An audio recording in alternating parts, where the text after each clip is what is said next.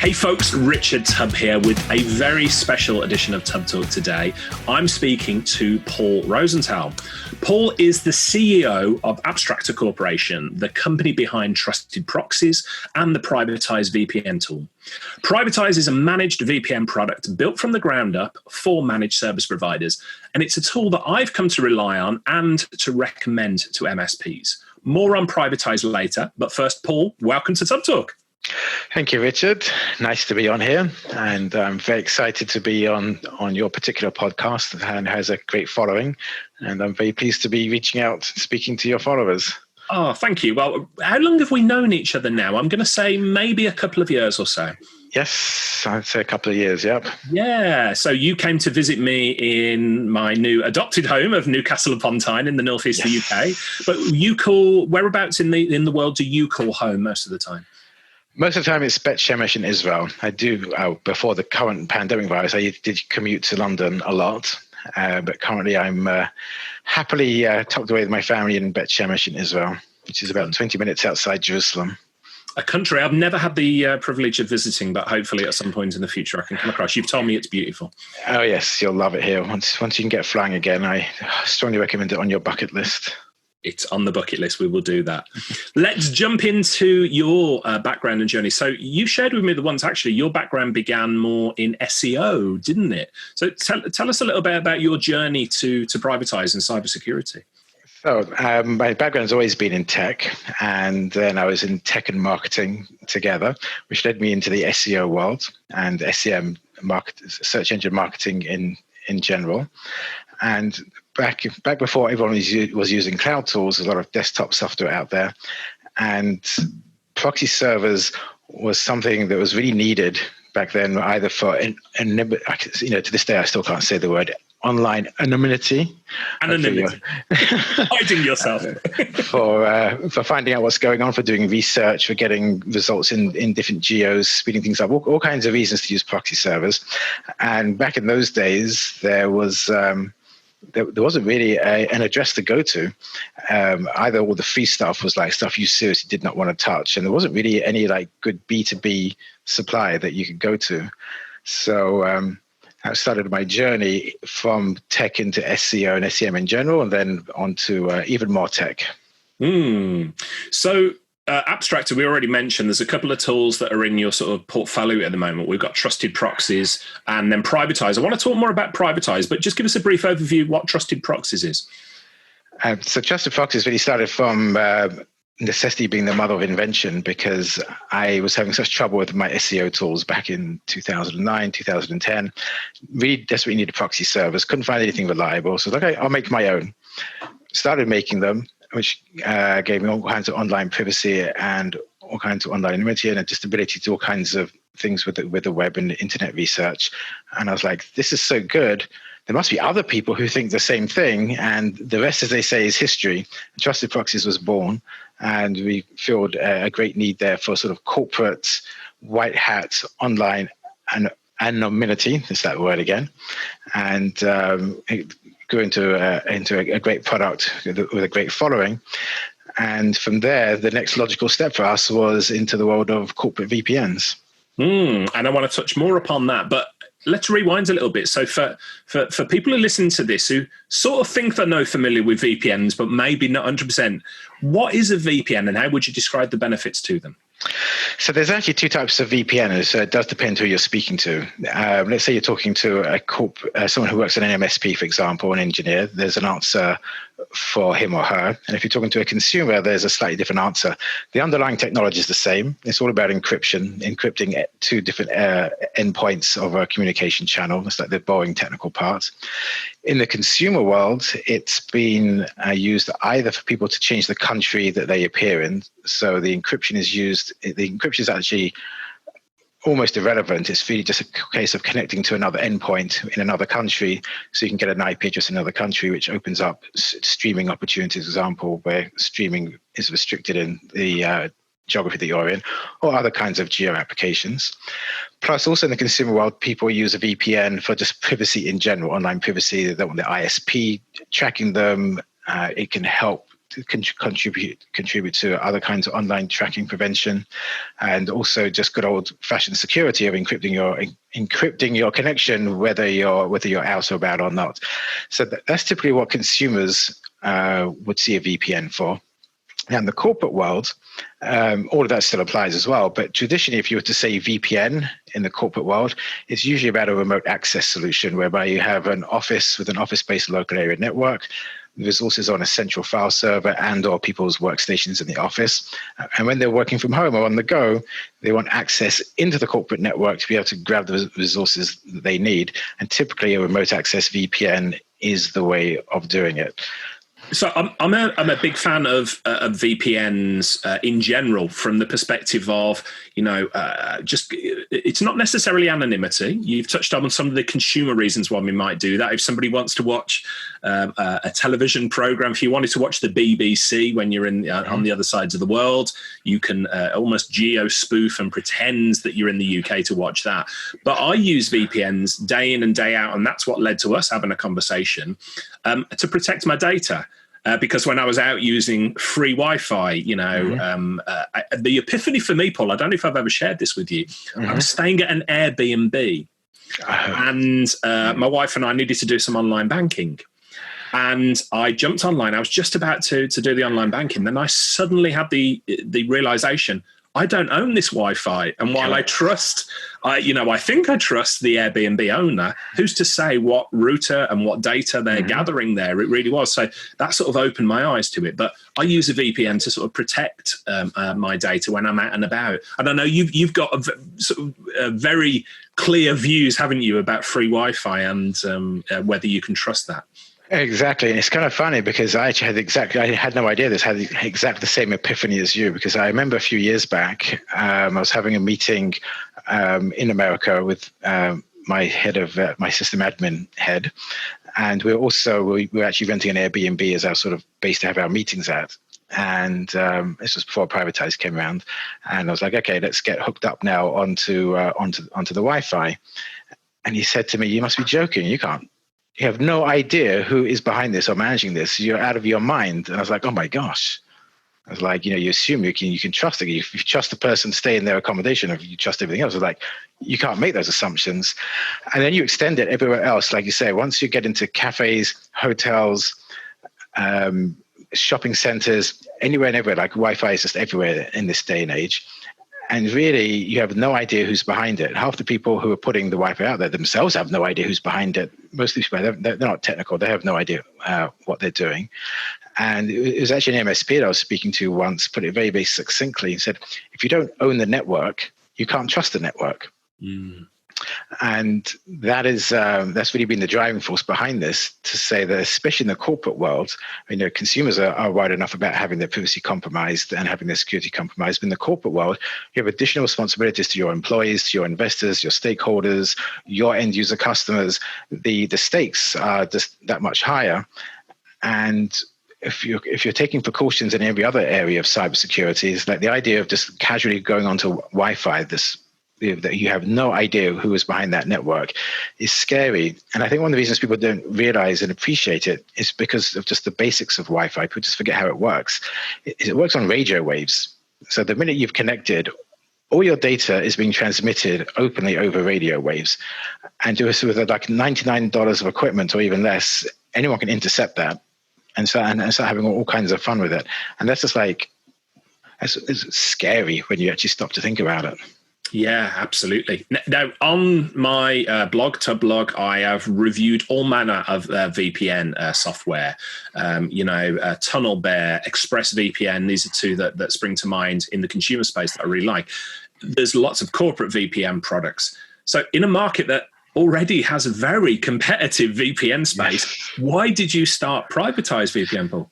Yeah, so it was also solving our own problem, which was once we had the epiphany that we should be trusting Wi-Fi anywhere, we wanted to deploy a VPN solution ourselves. That's when we started hitting up all the administration issues. Now, we never had a corporate VPN to begin with because most of our company is kind of remote already. That's about 50% of our employees are kind of remote anyway. And even in our office, we do everything through the cloud. So we never really got involved with corporate VPNs to begin with, but we're always on the internet, always connecting to everything. And so we needed to encrypt what we're doing. And the aggravation of deploying even the best consumer VPN solution, it's just, who needs the headache? Because by definition, a consumer VPN solution is aimed at individual consumers, one person who's taken responsibility for themselves to proactively protect their privacy, which is great. But in the corporate setting, someone in the company, if it's a small company, it's the CEO, if it's a slightly larger company, the IT administrator or the IT department, are responsible for all those employees and all of those devices. And suddenly, the idea of deployment, management, administration of consumer tools that are only ever built for one person at a time, it just becomes too much of a headache. It's like, in this world today, who needs another headache to manage? Yeah, absolutely. And so one of the areas that I've been super impressed with Privatize is, the fact that it's easy to deploy and it's easy to manage. So this isn't a product that I recommend lightly. This is a product that we use within TeamTub ourselves. When it comes to VPNs as a whole, though, what are the opportunities for VPNs in offering managed tools? I think technicians understands that Wi-Fi perhaps needs to be secured, but from a business perspective, Paul, what are the opportunities for MSPs here? So it's another opportunity to build relationships with your customers and explain to them how you're taking their security very, very seriously.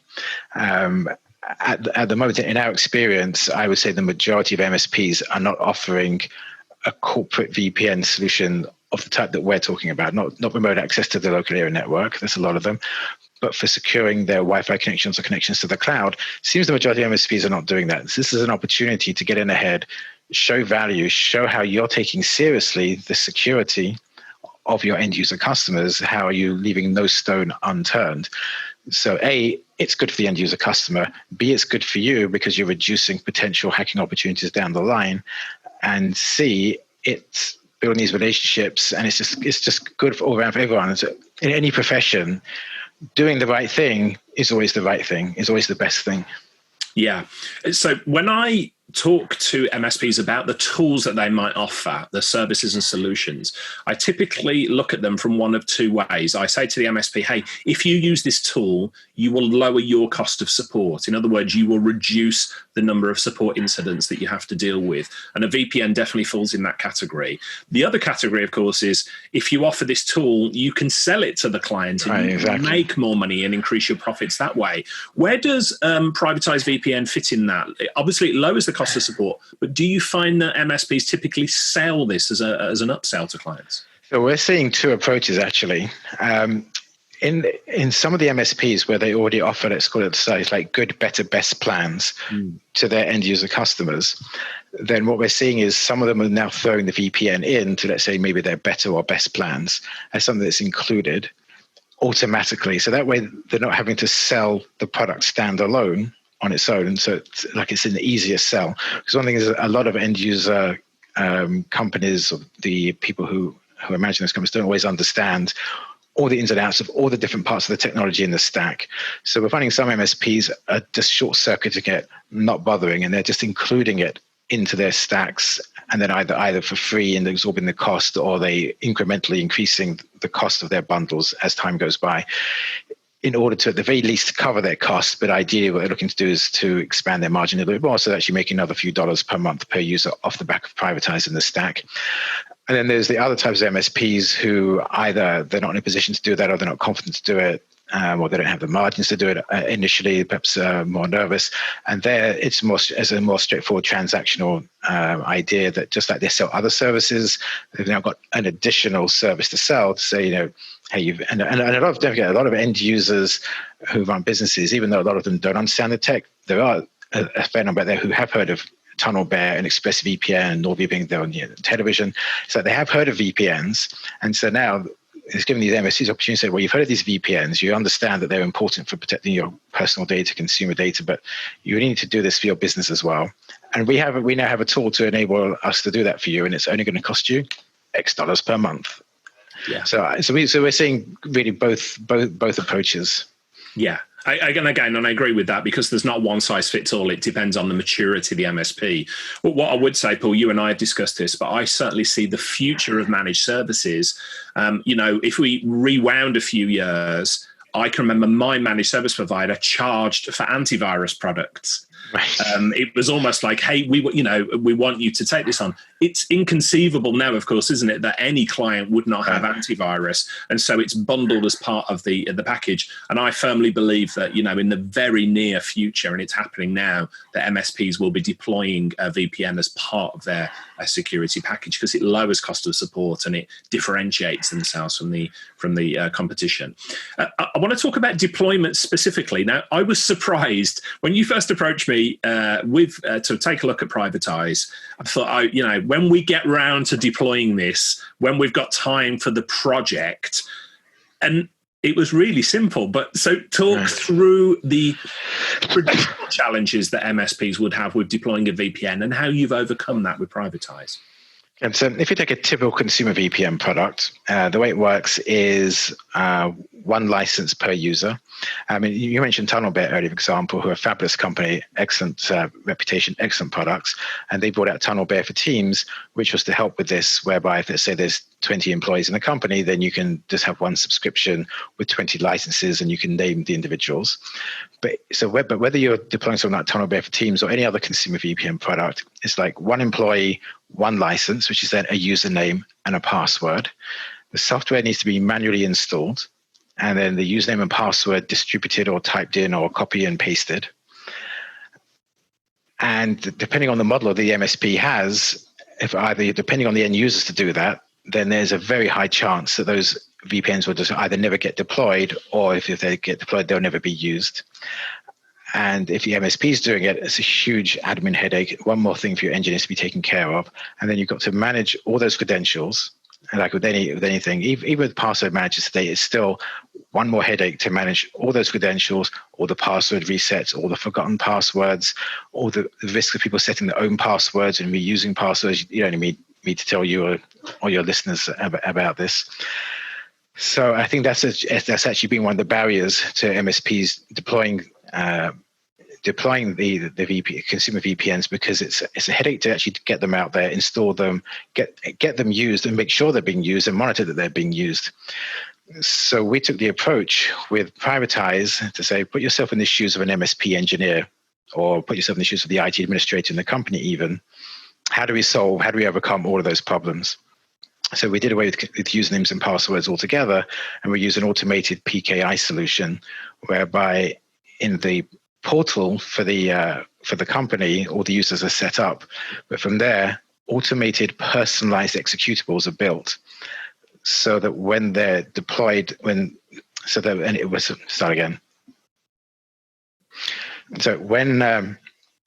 when it comes to deployment, each user is created in the portal. They get a personalized email, the personalized download. It's just one click, whether it's the end user doing it, whether it's an on-site admin doing it, whether it's a remote engineer doing it.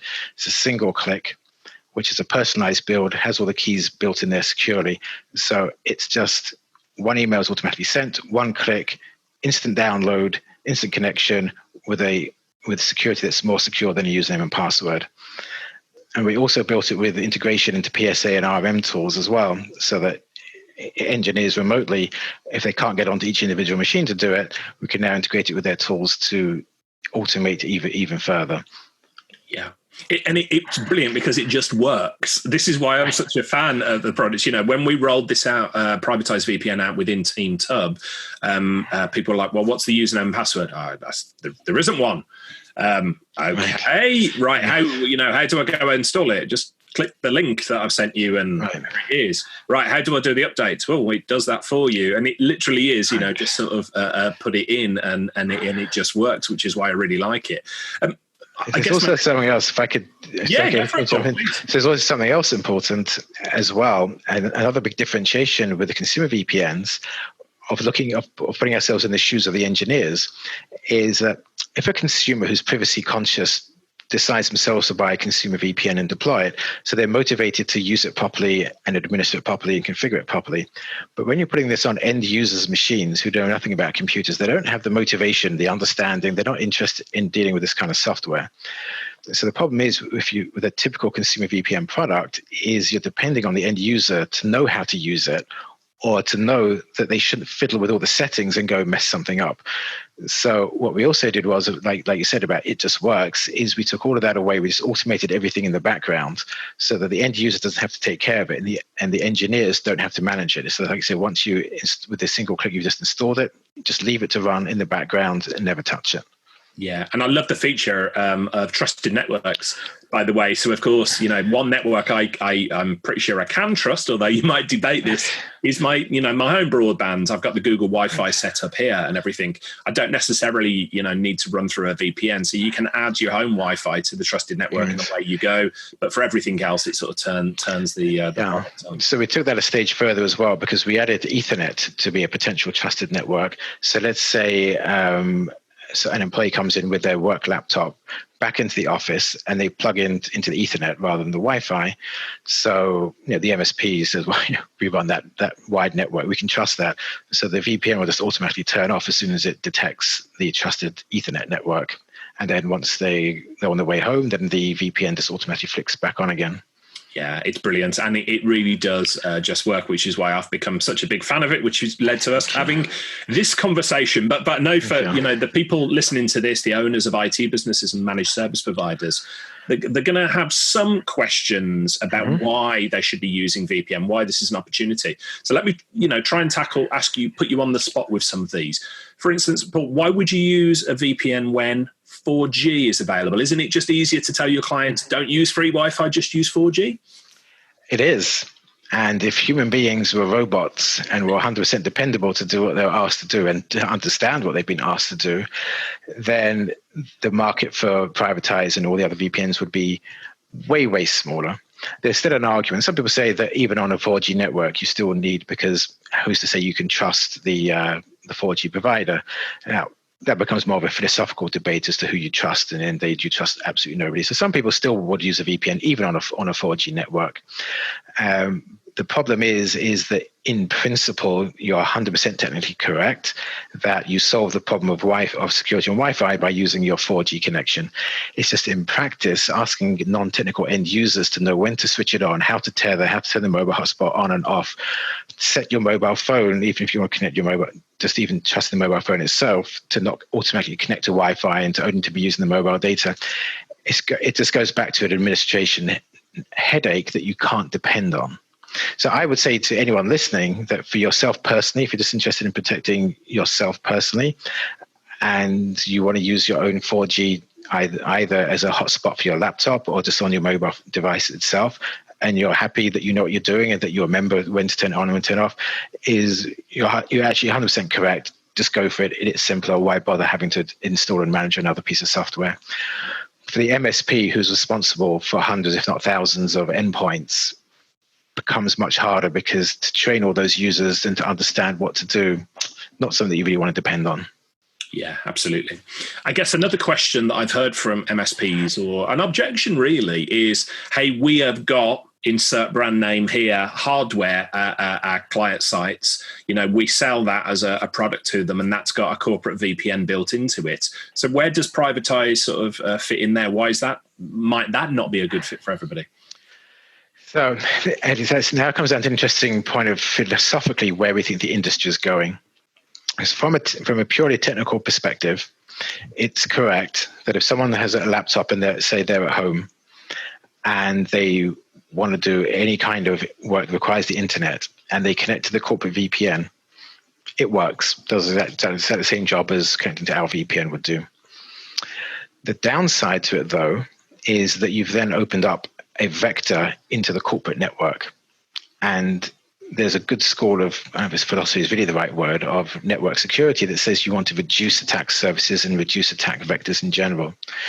So if let's say the employee is working from home, doesn't actually need specific resources on the corporate network. Let's say they need to check something in a cloud account somewhere, or they're just doing personal surfing, for example. They don't need to access a corporate document. Why would you open access to the entire corporate network to that user at that time? So when those two things are running in tandem, my view is that the ideal optimal solution is that you need to deploy both. Yeah. I did a webinar a few weeks ago with friends across Acronis, and there was a cybersecurity expert on there, and we were talking about the future of cybersecurity for managed services, and they talked about most MSPs don't segment networks at the moment, so that the entire network is open to whichever device that is on there. What you're talking about is essentially making sure that you minimize, you segment, you minimize the access that people have access to, and corporate networks typically corporate VPNs typically open everything up, don't they? So again, this is another reason why I think this type of product is the future of the managed service industry. So that's the thing, because just like the 4G discussion we had, that if you take the time to set everything up properly and train all your staff inside out so they know when to use a corporate network, when not to use it, then the arguments for using a VPN-only product like Privatized does diminish somewhat. But what we're addressing is the practicalities that we don't live in these ideal worlds where people always do what they say. Everything is perfectly tuned, everything is perfectly configured, administered, and everyone knows what to do. The very opposite is, for example, I said just now that on the one hand, you can open access to the corporate network and access everything when someone just wants to check their Facebook account. But so you also have the opposite, which is that a lot of end users can't be depended on to open the corporate network. If they know they don't need it, they're not trying to access corporate documents, they're going to go, well, I don't need to connect my VPN now, so I just won't bother, and I'll just do all the stuff I need on the cloud or surfing or whatever without any protection whatsoever. So what this is about addressing is it's almost an exercise in psychology sometimes, I think. It's about addressing just the practicalities of life and how people think, rather than a very specific technical discussion. Because when it comes down to the real technical things with engineers, is you're right, an engineer who's on top of absolutely everything doesn't need half the tools that are out there. But in reality, this doesn't always happen that way with many, many companies. Yeah, absolutely. Now, most consumer VPN products that I've reviewed, that I've looked at, they actually tout as one of their main features, we don't log anything. But Privatize, you take the opposite view. You talk about logging. So explain that to me. Why is logging of a benefit for MSPs? So again, it comes down to the very different requirements that a small business and an MSP has versus a consumer. Consumers want to typically protect their privacy in every angle that they can. So the idea is log nothing, and then if the police or the CIA or the FBI or MI5 decide they want to access my records, then the host, the VPN provider, doesn't have any logs, so I'm completely protected. My privacy is completely assured. The MSP, or the small business administrator, need to take the opposite view, because they're responsible for making sure that people in their company are using the VPN when they should be using it to protect their data. If you log nothing, you have no way of knowing who's using it or when they're not using it. Now, so when we say logging, we don't log where people are visiting. We don't do that. We don't need to do that. It's actually harder for us to do that. We have to go out of our way to do that. But we're talking about logging the usage of the product itself, and that provides the data, that provides the tools that we're giving to the MSP, so they can actually ensure that the employees are actually using the VPN when they need to use it. So like it's collecting data for a good purpose, to enable and to empower the MSPs to do their job and do their job better. And just anyone who's concerned, you just know that our default policy is that we automatically delete all logs after 30 days. And the MSP or the administrator can change that setting down to 1 day. So if they want, we can just retain data for 1 day only if that's, people are concerned. Yeah, I like that. And again, from a simplicity perspective, when I look at the dashboard to make sure my team are using the VPN product, it comes up and it says, yeah, they've got it installed, an icon for Windows, an icon for Mac, an icon for Android. It's simplicity, and it's that simplicity. Again, I'm going to come back to this. It just works. So, which is why I'm a big fan of the product and why we're here. So, but in terms of MSPs, if they've got Privatized deployed to 10 dozens, hundreds even of clients and hundreds of endpoints there, is there any advice you would give them for managing that VPN solution once they've deployed it?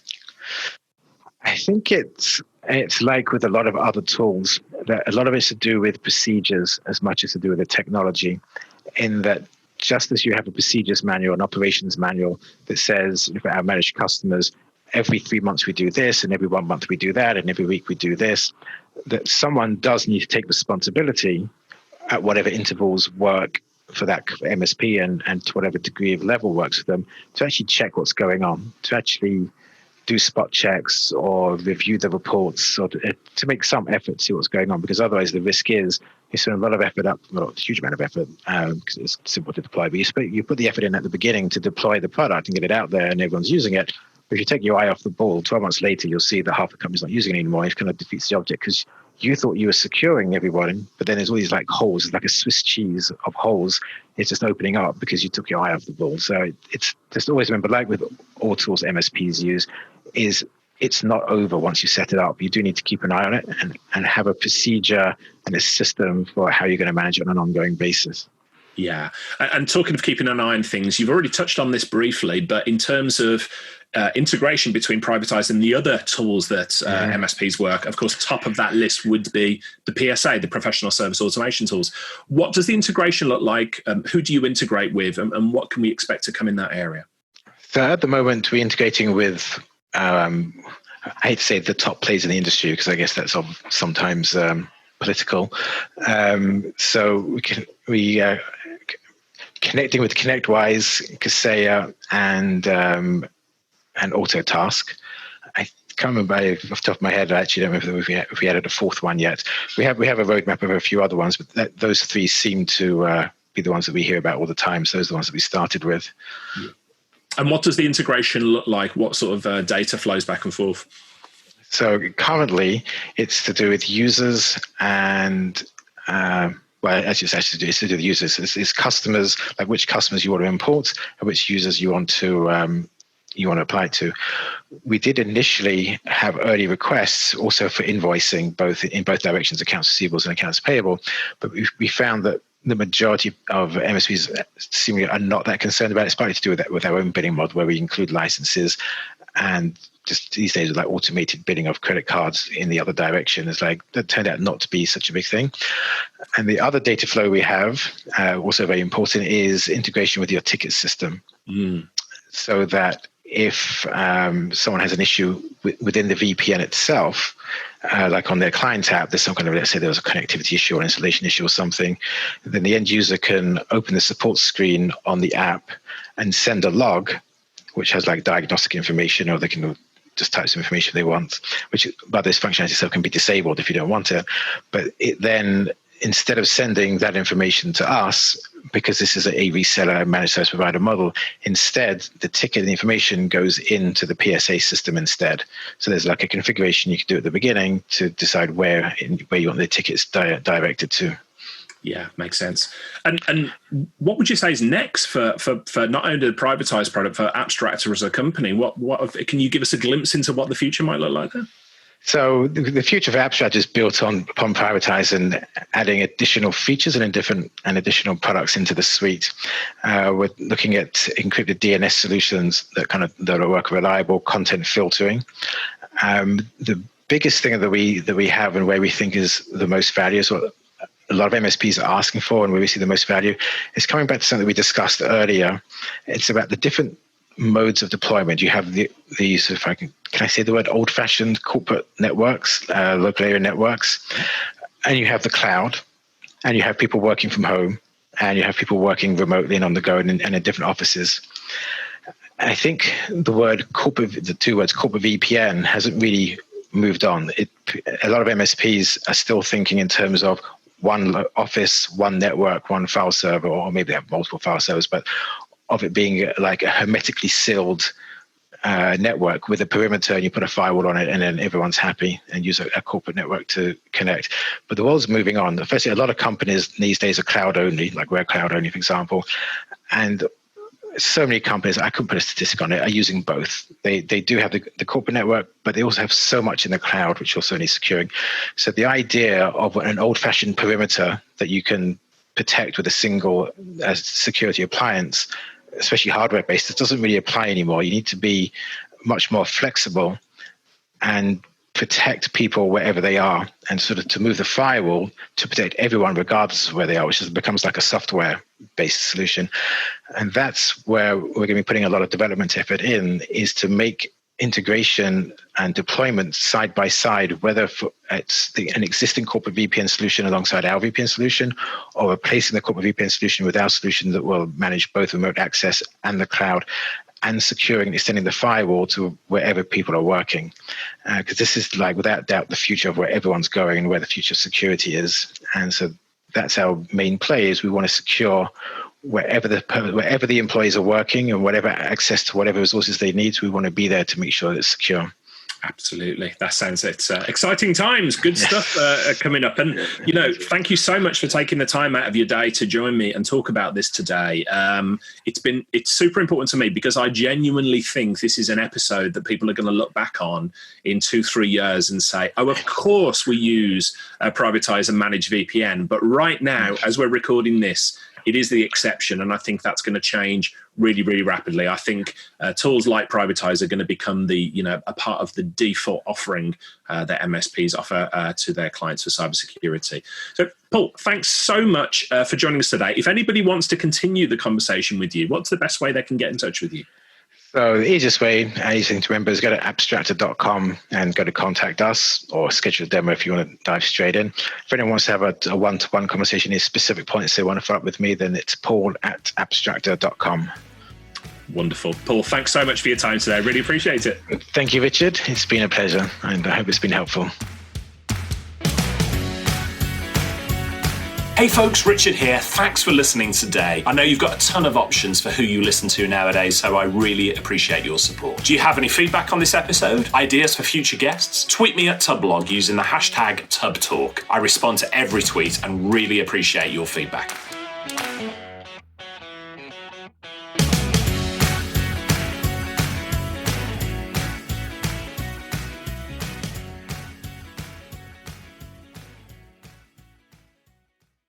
Hey team, this is Richard again. Just one more thing before you take off, and that is MSP Insights. Now, every Tuesday, I share my thoughts on the business of IT with you, the managed service community. Thousands of managed service providers already subscribe to MSP Insights. It's easy to sign up, easy to cancel. MSP Insights is basically a short email from me every Tuesday without fail, with advice on growing your IT business, plus cool resources I've found, discovered, or started exploring that week. It's kind of like my diary of cool things, and often includes articles or books I've read, tools I've discovered, and events I think you'd be interested in, often sent to me by my friends and TubTalk podcast guests. So if that sounds fun, a short tiny bite of MSP goodness every Tuesday, and you'd like to try it out, just go to go.tub.co/Tuesday. That's go.tub.co/Tuesday. Drop in your email and you'll get the very next one. Thanks for listening.